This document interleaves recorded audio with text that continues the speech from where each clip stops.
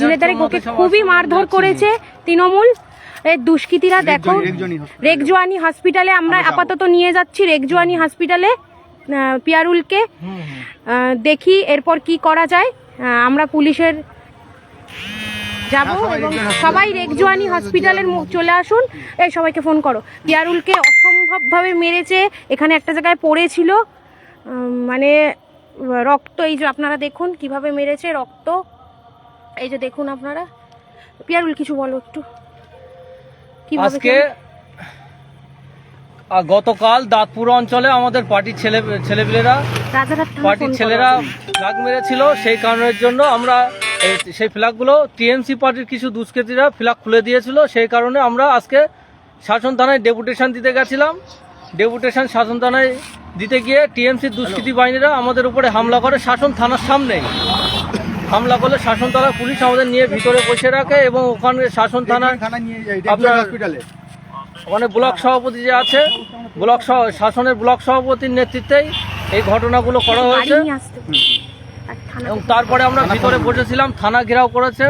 থানা ঘেরাও করে অনেকক্ষণ ধরে ওরা থানার সামনে ছিল।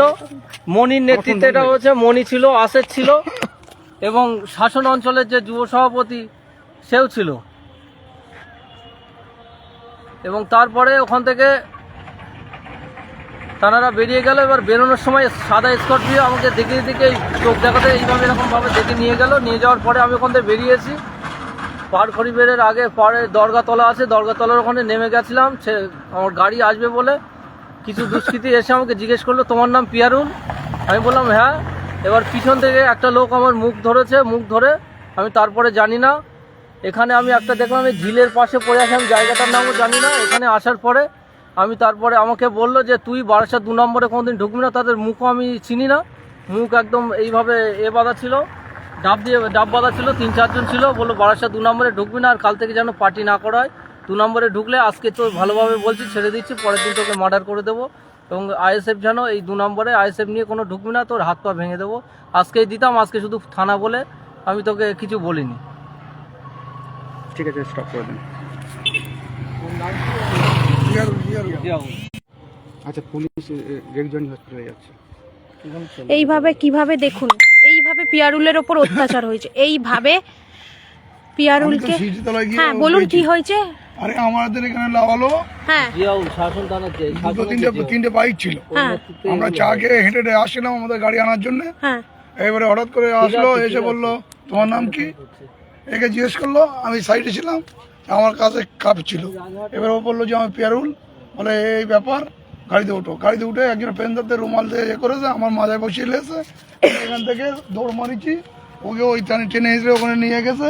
আমি 4 দোকানের মধ্যে নুকিয়ে ওখানে দেখছি, ওই ফাঁক দিয়ে দেখছি ওরা 3-4 জন এরকম হাঁকাচলা করছে। তারপরে ওর মারধর দিয়ে ওরা এখান থেকে দুটো গাড়ি এদিক চলে গিয়েছে, আর 2টো গাড়ি এদিক চলে গিয়েছে। ওনায় আমার খুঁজ দিকে আসলো।